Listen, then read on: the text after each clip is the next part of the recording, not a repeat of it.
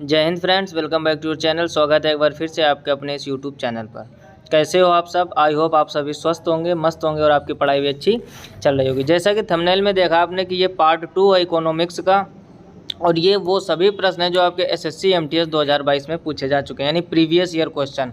Very very important है, इस वजह से इनका डिस्कशन। एक चीज़ और समझो, इकोनॉमिक्स ऐसे सब्जेक्ट नहीं है कि आप प्रश्न और उसका उत्तर पढ़ लो, रट्टा मार लो, बस काम चल जाएगा। इसमें आपको कुछ चीज़ें बेसिक से समझनी पड़ेंगी, ठीक है ना। तो इस वजह से ऑप्शन का भी डिस्कशन किया जाएगा।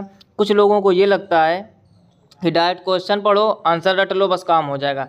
कुछ बेसिक चीज़ें आपको इसमें सीखनी पड़ेंगी, तभी आपका इकोनॉमिक्स के अच्छे से अच्छे क्वेश्चन कर पाओगे। आई होप आप बात को समझ गए होंगे। जैसे पहला क्वेश्चन क्या लिखा हुआ है इसमें, पहला क्वेश्चन लिखा है किस प्रकार की बेरोजगारी में व्यक्ति अपनी क्षमता से कम योगदान देता है। पहला ऑप्शन लिखा है प्रतिरोधात्मक बेरोजगारी, फिर लिखा है चक्रीय बेरोजगारी, और फिर लिखा हुआ है अनिवार्य बेरोजगारी, और फिर लिखा हुआ है प्रच्छन्न बेरोजगारी। ठीक है ना, ये चार ऑप्शन दिए गए हैं। तो इसका ऑप्शन इसका ऑप्शन डी सही हो जाएगा, यानी प्रच्छन्न बेरोजगारी। अब इसका मतलब समझो, प्रच्छन्न बेरोजगारी होती क्या है, पहले तो आप यही समझो।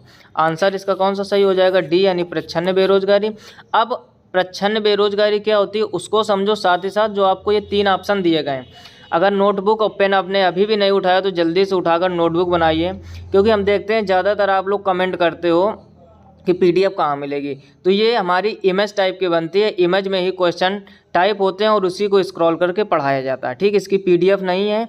दूसरी चीज़, पीडीएफ से आप पीडीएफ ले भले लो, लेकिन उसमें पढ़ाई नहीं होती, बस एक भ्रम होता है कि हमारे पास 250 क्वेश्चनों का कलेक्शन है।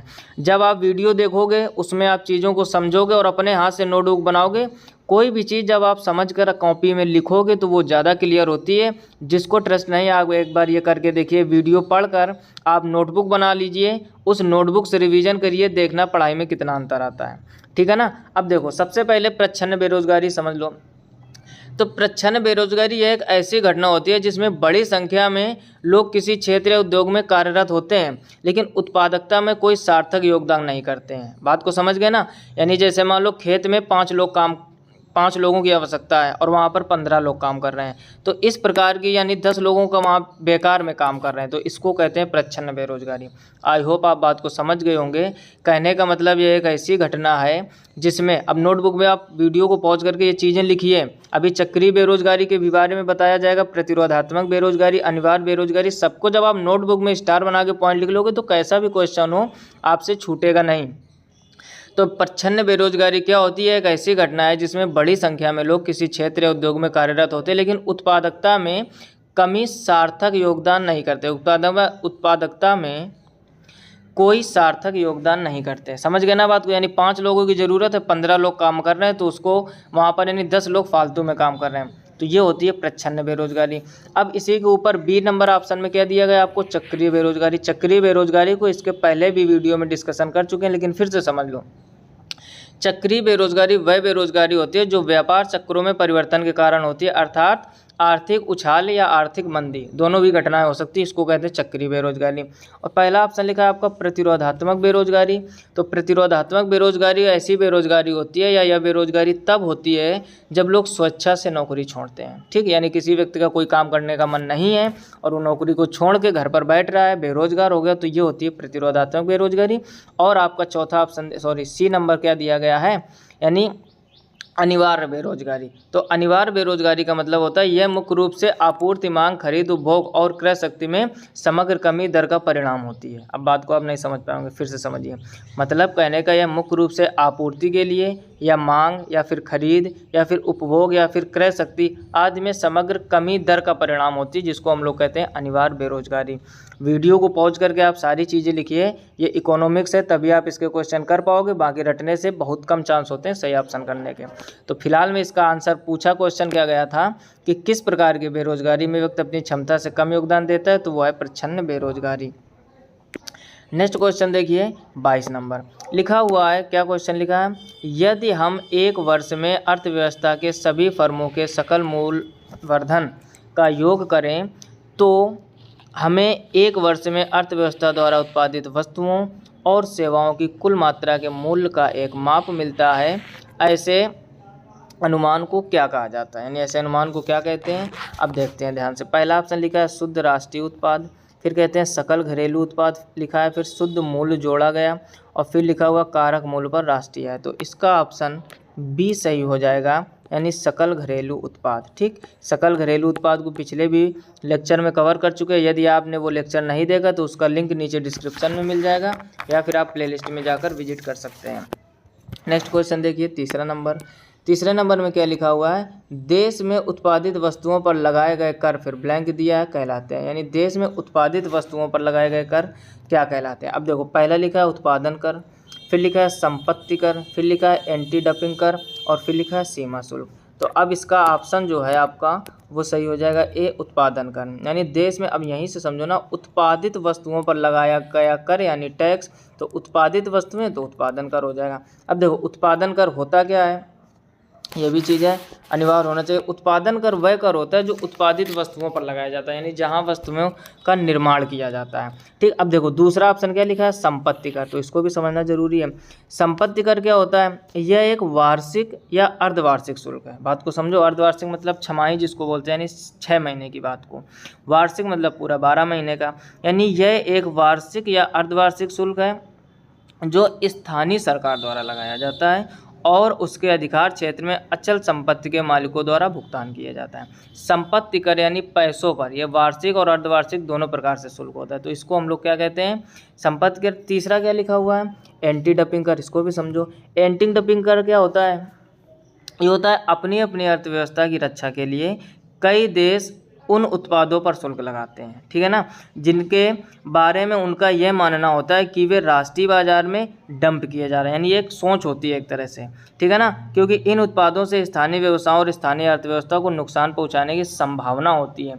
तो जहां उस चीज़ की संभावना हो तो वहां पर एक टैक्स लगाया जाता है जिसको एंटी डंपिंग कर कहते हैं। समझ गए बात को। फिर लिखा है सीमा शुल्क कर, तो सीमा शुल्क नाम से ही समझो। सीमा शुल्क कर क्या होता है, सीमा शुल्क कर वह होता है जो माल पर लगाया जाता है जब उन्हें अंतर्राष्ट्रीय सीमाओं पर ले जाया जाए। यानी भारत से किसी दूसरे देश में जब ले जाया जाए तो उस पर एक सीमा शुल्क कर लगता है। तो ये 4 प्रकार के इसमें कर थे। फिलहाल में कह रहा उत्पादित वस्तुओं पर कौन सा लगेगा, तो उत्पादित वस्तुओं पर उत्पादन कर ही लगेगा। नेक्स्ट क्वेश्चन देखिए, 24 नंबर लिखा हुआ, ऐसी वस्तुएं जो टिकाऊ प्रकृति की होती हैं और उनका उत्पादन प्रक्रिया में उपयोग होता है, फिर ब्लैंक दिया, कहलाती हैं। पहला लिखा उपभोग वस्तुएं, फिर लिखा पूरक वस्तुएं, फिर लिखा वेबलेन वस्तुएं, फिर लिखा पूंजीगत वस्तुएं। तो इसका ऑप्शन डी सही हो जाएगा, यानी पूंजीगत वस्तुएं, option D is correct. Next question देखिए, 25 नंबर लिखा हुआ है, पहले ब्लैंक लिखा है, फिर लिखा है बेरोजगारी उस न्यूनतम बेरोजगारी स्तर को कहते हैं जिसे एक स्वस्थ अर्थव्यवस्था मुद्रास्फीति पैदा किए बिना बनाए रखती है। ठीक है ना, इंपॉर्टेंट क्वेश्चन है। यानी कह रहा है क्वेश्चन की पहले ही खाली स्थान दिया, बेरोजगारी उस न्यूनतम बेरोजगारी स्तर को कहते हैं जिसे एक स्वस्थ अर्थव्यवस्था मुद्रास्फीति पैदा किए बिना बनाए रखती है। पहला लिखा प्रतिरोधात्मक, फिर लिखा प्रच्छन्न, फिर लिखा संरचनात्मक, फिर लिखा प्राकृतिक। तो ऑप्शन डी इसका सही हो जाएगा। बाकी ये जो ऑप्शन दिए गए हैं, संरचनात्मक को हमने इसके पहले वाले लेक्चर में समझाया था और प्रतिरोधात्मक, प्रच्छन्न, चक्रीय और अनिवार्य बेरोजगारी आपको अभी समझाया है। यदि आप नोटबुक में नोट करते जाओगे तो वो बार बार क्वेश्चन आते तो आप आसानी से चीज़ें समझ पाओगे। तो इसका ऑप्शन कौन सा सही हो जाएगा, डी, यानी प्राकृतिक बेरोजगारी उस न्यूनतम बेरोजगारी स्तर को कहते हैं जिसे एक स्वस्थ अर्थव्यवस्था मुद्रास्फीति पैदा किए बिना बनाए रखती है। नेक्स्ट क्वेश्चन देखिए, 26 नंबर लिखा हुआ है, भारतीय अर्थव्यवस्था में बैंक दर, फिर ब्लैंक दिया, द्वारा निर्धारित की जाती है। यानी जो भारतीय अर्थव्यवस्था में कह रहा है बैंक दर किसके द्वारा निर्धारित की जाती है। पहला लिखा हुआ भारत के वित्त मंत्रालय, फिर लिखा भारतीय रिजर्व बैंक, फिर लिखा भारतीय प्रतिभूति और विनिमय बोर्ड, फिर लिखा भारतीय स्टेट बैंक। तो ये सब लोग जानते हो ये सब काम कौन करता है, भारतीय रिजर्व बैंक, जिसको रिजर्व बैंक ऑफ इंडिया यानी आरबीआई हम लोग बोलते हैं। ठीक है ना, नोट पे देखा होगा आरबीआई की ही मोहर लगी होती है। अगला लिखा है लास्ट वाला लिखा है भारतीय स्टेट बैंक, जिसको हम लोग शॉर्टकट में कहते हैं SBI, state bank of India. फिलहाल में इसका ऑप्शन बी सही हो जाएगा। नेक्स्ट क्वेश्चन देखिए, 27 नंबर में लिखा हुआ, निम्नलिखित में से कौन सा भारत में नोट जारी करने वाला एकमात्र प्राधिकारी है। सब लोग जानते हो भारत में नोट कौन, अब नोट में आप देखते हो आरबीआई लिखा हो तो भारतीय राष्ट्रीय भुगतान नहीं होगा, भारतीय औद्योगिक वित्त निगम नहीं होगा, भारतीय रिजर्व बैंक बिल्कुल से रिजर्व बैंक ऑफ इंडिया, या कभी कभार ऑप्शन में ऐसे आपको आरबीआई देगा तब भी वो से भारतीय स्टेट बैंक नहीं होगा। तो इसका ऑप्शन सी सही हो जाएगा। ठीक है ना, बहुत आसान होती है इकोनॉमिक्स, चीज़ों को बस आप एक बार ढंग से देखो। हर चीज़ के पढ़ाई का एक लेवल होता है, कोई भी एग्जाम आप देने जा रहे हो उसका एक लेवल होता है। उस लेवल तक जिस दिन आपकी तैयारी पहुंच जाएगी तो फिर कोई भी एसएससी का एग्ज़ाम हो हर बार आप क्रैक करोगे। कुछ आप लोगों को फ्रेंड सर्किल में होंगे या रिश्तेदारी में होंगे या गांव में होंगे, देखा होगा अगर एक बार उनका पेपर सीजीएल, सीएचएसएल, एमटीएस किसी का भी निकल जाए, कुछ लोगों की बात नहीं कर रहे, कुछ लोग अपवाद में होते हैं, बाकी ज़्यादातर जिन लोगों का एक बार पेपर निकल जाता है फिर वो कोई भी एग्ज़ाम दे रिटन ज़रूर क्वालिफाई होता है। ये यही कारण है कि उनके एक जो लेवल होता है पढ़ाई का, जैसे मान लो आपको पढ़ाई के लिए ये मान लो सीढ़ियाँ बनी हुई हैं, ठीक है ना, और एसएससी का लेवल ये है, ठीक, और अभी आप यहाँ पर हो, ठीक है ना, जो हमने ग्रीन से बनाया, अभी आप यहाँ पर हो और आपको जाना यहाँ तक है, तो ये एसएससी का एक लेवल है। जिस दिन आप ये सीढ़ियाँ ऐसे चढ़ चढ़ के यहाँ पर आ जाओगे फिर आप एसएससी का कोई भी एग्ज़ाम दो, थोड़ा बहुत इधर उधर, चाहे एसएससी एमटीएस हो, एसएससी जीडी हो, एसएससी सीएचएसएल हो, एसएससी सीजीएल हो, एसएससी सीपीओ, एक्सवाईजेड, कोई भी एग्ज़ाम, जिस दिन आपकी तैयारी इस स्थान तक पहुंच जाएगी, इस टारगेट तक पहुंच जाएगी, हर एक एग्ज़ाम क्वालिफाई करोगे। अब कुछ लोग आते यहाँ हैं और सोचने यहाँ का लगते हैं, तो यही समस्या हो जाती है। आई होप आप बात को अच्छे से समझ रहे होगे। तो इसका ऑप्शन कौन सा सही हो जाएगा? सी यानी reserve bank of India. Next question देखिए 28 नंबर, लिखा हुआ कारक अदायगी के समस्त मूल्यों को मापने वाली सकल घरेलू उत्पाद जीडीपी के मूल्यांकन पद्धति को फिर खालिस्तान कहा जाता है। पहला लिखा है उत्पाद विधि, फिर लिखा है व्यय विधि, फिर लिखा है आय विधि, फिर लिखा है मूल्यवर्धित विधि। तो इसको क्या कहते हैं? आय विधि ही कहते हैं, यानी कारक अदायगी के समस्त मूल्यों को मापने वाली सकल घरेलू उत्पाद जीडीपी की मूल्यांकन पद्धति को आय विधि कहा जाता है। नेक्स्ट क्वेश्चन देखिए 29 नंबर, लिखा है परिवारों द्वारा प्राप्त राष्ट्रीय आय को फिर खालिस्तान कहते हैं। लिखा है पेशेवर आय, फिर लिखा है व्यक्तिगत आय, फिर लिखा है घरेलू आय, फिर लिखा है प्रयोज्य आय। तो इसका ऑप्शन बी सही हो जाएगा। ठीक, आसान से क्वेश्चन है बिल्कुल, एक बार आप ढंग से तैयारी कर लो, यकीन मानो इकोनॉमिक्स का कोई भी क्वेश्चन गलत नहीं होगा। कह रहा है परिवारों द्वारा प्राप्त राष्ट्रीय आय को तो क्या कहते हैं? परिवारों द्वारा राष्ट्रीय आय को व्यक्तिगत आय कहते हैं। नेक्स्ट क्वेश्चन देखिए 30 नंबर, अब देखो कह रहा है जीडीपी देश की अर्थव्यवस्था का सूचक, जीडीपी में डी क्या है? अब पिछले वाले लेक्चर में भी हमने आपको समझाया था कोई भी चीज़ पूछे उसका फुल फॉर्म आना चाहिए। कभी आज इस क्वेश्चन में डी पूछा, अब जो लोग सिर्फ क्वेश्चन और आंसर से मतलब रखते हैं उनको बड़ी समस्या। अब जीडीपी में यहाँ डी पूछा गया 2022 में, जरूरी थोड़े ना 24 में आपसे डी पूछेगा, कह देगा जीडीपी में पी क्या है, वही टेंशन चालू हो जाएगी। तभी बोलते हैं थोड़ा डिटेल में लेके चलो चीज़ों को। अब जीडीपी का देखो, जीडीपी का जो फुल फॉर्म होता है क्या होता है? Gross domestic product. इसके पहले वाले लेक्चर में हमने बताया था, यदि आपने वो लेक्चर नहीं देखा तभी बार बार बोल रहे, उस लेक्चर को जरूर देखिए। जीडीपी का मतलब क्या होता है? Gross domestic product. अब जी का मतलब पूछेगा तो ग्रॉस हो जाएगा, डी का मतलब पूछा तो ढूंढो यहाँ पर डिफिसिट नहीं होगा, डोमेस्टिक बिल्कुल सही है, बी हो जाएगा, डेवलपमेंट नहीं होगा, डिविडेंड नहीं होगा। ठीक है ना, यदि आपको फुल फॉर्म पता है तो आप आसानी से कर पाओगे, तो इसका डोमेस्टिक सही हो जाएगा। पी का पूछता है तो प्रोडक्ट, तो जीडीपी का फुल फॉर्म स्टार बना के लिख लीजिए, gross domestic product. Next question देखिए 31 नंबर, लिखा है बैंकों को अपने पास तरल परिसंपत्तियों के रूप में कुछ आरक्षित मुद्रा रखना आवश्यक होता है, इसे फिर खालिस्तान कहा जाता है। पहला लिखा है सांविधिक चलन निधि अनुपात, फिर लिखा है सीमांत स्थिरता योजना, फिर लिखा है वैध जमा अनुपात, फिर लिखा है खुली बाजार कार्रवाई। तो इसका ऑप्शन आपका पहला ही सही हो जाएगा, सांविधिक चल निधि अनुपात, option A is correct. Next question देखिए 32 नंबर, क्या लिखा हुआ है? केंद्रीय बैंक द्वारा देश के आर्थिक हित में बैंकों का ऋण देने के लिए प्रोत्साहित करने के लिए अपनाई जाने वाली एक विधि को फिर खालिस्तान कहते हैं। यानी जो केंद्रीय बैंक द्वारा देश को आर्थिक हित में बैंकों को ऋण देने के लिए प्रोत्साहित करने के लिए अपनाई जाने वाली एक विधि को क्या कहते हैं? पहला लिखा है ऋण राशि नियतन, फिर लिखा है सीमांत स्थायी सुविधा, फिर लिखा है नैतिक दबाव, फिर लिखा है सीमाएँ अनिवार्यता। तो इसको हम लोग कहते हैं क्या? नैतिक दबाव। ठीक, ऑप्शन सी इसका सही हो जाएगा। नेक्स्ट क्वेश्चन देखिए 33 नंबर, 33 नंबर में लिखा हुआ है निम्नलिखित में से कौन सा कथन गलत है? पहला लिखा नकद आरक्षित अनुपात, कैश रिजर्व रेशियो जितना अधिक होगा बैंक प्रणाली में तरलता उतनी ही कम होगी, बिल्कुल गलत। अगला लिखा है सांविधिक चलनिधि अनुपात, जितना कम होगा बैंक प्रणाली में तरलता उतनी ही अधिक होगी, यह भी गलत हो जाएगा। फिर लिखा है बैंक दर में वृद्धि से मुद्रा आपूर्ति में कमी आएगी, यह भी गलत। फिर लिखा नकद आरक्षित अनुपात जितना कम होगा बैंक प्रणाली में उतनी ही तरलता कम होगी, डी ऑप्शन इसका सही है। देखो पहला भी सही हो जाता, लेकिन कब? जो यहाँ पर ध्यान दो, कह रहा है नकद आरक्षित अनुपात जितना अधिक नहीं, यहाँ पर कम होना चाहिए, तो सही हो जाता। वही लिखा है यहाँ पर नकद आरक्षित अनुपात, फिर लिखा है जितना कम होगा बैंक प्रणाली में तरलता उतनी ही कम होगी, यानी जितना आपका नकद आरक्षित अनुपात कम होगा उतनी ही बैंक प्रणाली में तरलता आएगी। तो ऑप्शन डी इसका सही हो जाएगा। नेक्स्ट क्वेश्चन देखिए 34 नंबर लिखा हुआ है किसी फर्म की माल सूची में परिवर्तन को फिर खाली स्थान के रूप में समझा जाता है। कह रहा है किसी फर्म की माल सूची में परिवर्तन को के रूप में समझा जाता है। पहला लिखा निवेश, फिर लिखा देयता, फिर लिखा परिसंपत्तियों, फिर लिखा विनिवेश। तो इसका ऑप्शन ए सही हो जाएगा। उसको क्या कहते हैं? निवेश के रूप में समझा जाता है या निवेश कहते हैं। नेक्स्ट क्वेश्चन देखिए 35 नंबर लिखा हुआ है निम्नलिखित में से कौन सा पूंजीगत प्राप्ति का उदाहरण है। पहला लिखा प्राप्त कमीशन और लाभांश, फिर लिखा प्राप्त किराया और कमीशन, फिर लिखा उधार और ऋण वसूली, फिर लिखा है माल की बिक्री और किराया। तो इसका ऑप्शन सी सही हो जाएगा, यानी उधार और ऋण वसूली। फिर से समझ लो, कह रहा निम्नलिखित में से कौन सा पूंजीगत प्राप्ति का उदाहरण है। तो पूंजीगत प्राप्ति का उदाहरण है आपका उधार और ऋण वसूली। नेक्स्ट क्वेश्चन देखिए 36 नंबर लिखा हुआ निम्नलिखित में से कौन सा सार्वजनिक क्षेत्र का बैंक है। पहला लिखा यस बैंक, फिर लिखा ICICI बैंक, फिर लिखा बैंक ऑफ बड़ौदा, फिर लिखा एक्सिस बैंक। तो बैंक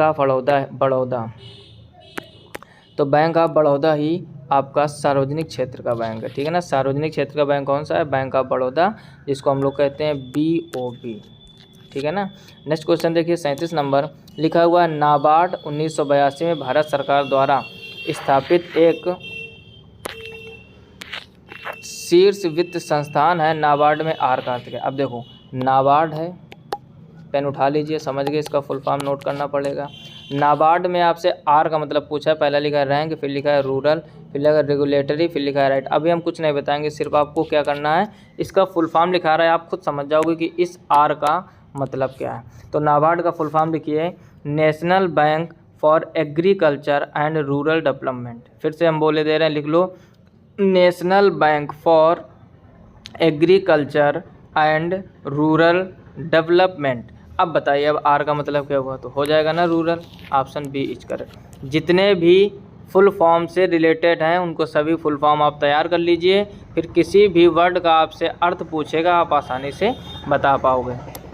नेक्स्ट क्वेश्चन देखिए 38 नंबर लिखा हुआ है मुद्रा गुणक मनी मल्टीप्लेयर की गणना के लिए निम्नलिखित से किस मौद्रिक लिखित का उपयोग किया जाता है। पहला लिखा आरक्षित नकदी निधि अनुपात, फिर लिखा रिवर्स रेपो दर, फिर लिखा रेपो दर, फिर लिखा बैंक दर। तो इसका ऑप्शन ए सही हो जाएगा, यानी आरक्षित नकदी निधि अनुपात। मुद्रा गुणक की गणना के लिए निम्नलिखित में से किस मौद्रिक लिखित का उपयोग किया जाता है? तो उसका किया जाता है आरक्षित नकदी निधि अनुपात का। नेक्स्ट क्वेश्चन देखिए 39 नंबर लिखा हुआ निम्नलिखित में से कागजी कर कहा जाता है। पहला लिखा संपत्ति कर, फिर लिखा उपहार कर। तो दोनों को ही कागजी कर कहा जाता है। तो जिसमें दोनों लिखा है वही ऑप्शन सही होगा। देखते हैं ऑप्शन ना तो एक ना तो दो गलत हो जाएगा, केवल एक ये भी गलत, एक व दो दोनों बिल्कुल सही। ऑप्शन सी इसका सही हो जाएगा। यानी कागजी कर उपहार कर को भी कहा जाता है, संपत्ति कर को भी कहा जाता है। तो इसका ऑप्शन सी सही हो जाएगा। नेक्स्ट क्वेश्चन देखिए 40 नंबर लिखा है निम्नलिखित में से कौन सा RBI द्वारा उपयोग किया जाने वाला एक मौद्रिक नीति साधन। तो RBI द्वारा क्या यूज किया जाता है? बैंक दर। देखते हैं ऑप्शन पहला लिखा आधार दर गलत, फिर लिखा बैंक दर बिल्कुल सही। तो ऑप्शन बी सही हो जाएगा। तो ये था पार्ट 2 इकोनॉमिक्स का। यहाँ तक 40 क्वेश्चन कवर कर लिया। आई होप आपको जानकारी बहुत अच्छी लगी होगी। यदि वीडियो को अभी भी लाइक नहीं किया लाइक कर दीजिए, दोस्तों में ज़्यादा से ज़्यादा शेयर कीजिए। जितनी ज़्यादा आप शेयरिंग करोगे उतना ही अच्छा कंटेंट लाने का हम प्रयास करेंगे। पिछली बार का जो हफ्ता निकल गया उसमें आपने शेयरिंग बहुत कम की है, क्योंकि इसके पहले वाले में 137 शेयरिंग थी और इस वाले में मात्र 90 शेयरिंग थी, ठीक है ना। तो इस हिसाब से अंदाज़ा लग गया हमको कि आप लोग शेयर ज़्यादा से ज़्यादा नहीं करो। आप लोग कम से कम 5 से 10 मित्रों को शेयर कीजिए, ठीक है ना। और वीडियो रेगुलर देखते रहिए। पर डे 1 या 2 वीडियो अपलोड हो रहा है। यदि आपने इसके पहले का इकोनॉमिक्स का क्लास नहीं देखा है तो उसका लिंक नीचे डिस्क्रिप्शन में मिल जाएगा, या फिर आप प्लेलिस्ट में जाकर विजिट कर सकते हो। आप समझ लो 30 से 35 दिन बचा है, बहुत कम समय है MTS वालों के लिए। आप लोग दिन रात एक कर दो, बिल्कुल 17 से 18 घंटे पढ़ाई करो अगर एग्ज़ाम क्वालिफाई करना है। ये समझ लो, इससे कम में कोई चांस नहीं। या तो आपकी तैयारी पहले से बहुत अच्छी हो सकता है कुछ लोगों को ये चीज़ें मजाक लग रही हों, लेकिन जब आप एग्ज़ाम दे के आओगे तब चीज़ों को आसानी से समझ पाओगे। कंपटीशन बहुत ज़्यादा है, जितनी ज़्यादा आप तैयारी करोगे उतने ज़्यादा चांस होंगे सक्सेस होने के। आई होप बात को आप अच्छे समझ रहे होगे। तो ज़्यादा से ज़्यादा दोस्तों में शेयर करते रहिए ताकि बाकी लोगों को भी पढ़ाई अच्छे से चलती रहे। यदि आप भी चैनल पर नए हो तो चैनल को सब्सक्राइब करके नोटिफिकेशन बिल को ऑल पर जरूर से जरूर सेलेक्ट कीजिए। और अपनी जाँच करने के लिए हमारे चैनल की कम्युनिटी पर जाइए, जहाँ हम डेली एक क्वेश्चन शेयर करते हैं उसका एक्सप्लेनेशन के साथ में। यदि इसका मतलब ये हुआ, यदि आपको नहीं पता होगा तो सही वाला वहाँ क्वेश्चन का आंसर भी मिल जाएगा, और वो वही क्वेश्चन हम शेयर करते हैं जो आपके एग्ज़ाम में पूछे जा चुके हैं, और उसका ऑप्शन क्यों सही है, उससे रिलेटेड कुछ पॉइंट सभी एक्सप्लेनेशन में आपको देखने को मिल जाएंगे। और जितनी भी मैराथन क्लास हमारे चैनल पर पड़ी हुई हैं सभी जाकर आप मैराथन वाली सीरीज़ में जाइए, प्लेलिस्ट में जाइए, वहाँ पर 7 से 8 मैराथन क्लास पड़ी हुई हैं। आप पूरी देखकर उसका नोटबुक बनाइए, रिवीजन कीजिए, क्योंकि जब एग्ज़ाम के 2 से 3 दिन बचते हैं तब आप फ़ोन से वीडियो मत देखना, ये गलती मत करना। बेशक यूट्यूबर का लालच होता है, बहुत से लोग महा मैराथन क्लास लाते हैं, ये समझ लो 2 से 3 दिन पहले आपको फ़ोन से बिल्कुल दूर हो जाना है, क्योंकि जितना आप सोशल मीडिया से जुड़े रहोगे उतना ही माइंड काम नहीं करता है, पढ़ाई चीज़ें याद नहीं आती हैं। जो लोग हमारी बात समझ रहे होंगे अच्छे से बात समझ में आ रही होगी आपको। जैसे 2 से 3 दिन किसी भी एग्ज़ाम के बच्चे आप यूट्यूब से मैराथन देखना बंद कर दो। हम एक यूट्यूबर हैं फिर भी आपको सलाह दे रहे हैं, आप बिल्कुल वीडियो मत देखिए, आप जो नोटबुक बनाए हो उसका रिवीजन कीजिए। तभी हम सब लोगों से बार बार बोलते हैं कि आप नोटबुक बनाइए, और जब 2 से 3 दिन एग्जाम के बच्चे तो आप उस नोटबुक से रिवीजन कीजिए, कम समय में ज़्यादा काम कर पाओगे, दूसरी चीज़ माइंड में प्रॉब्लम नहीं होगी। आई होप आप पूरी बात अच्छे से समझ गए होंगे। मिलते हैं नेक्स्ट वीडियो में, तब तक अपना ख्याल रखिए, अच्छे से पढ़ाई करते रहिए। तब तक के लिए जय हिंद, राधे राधे।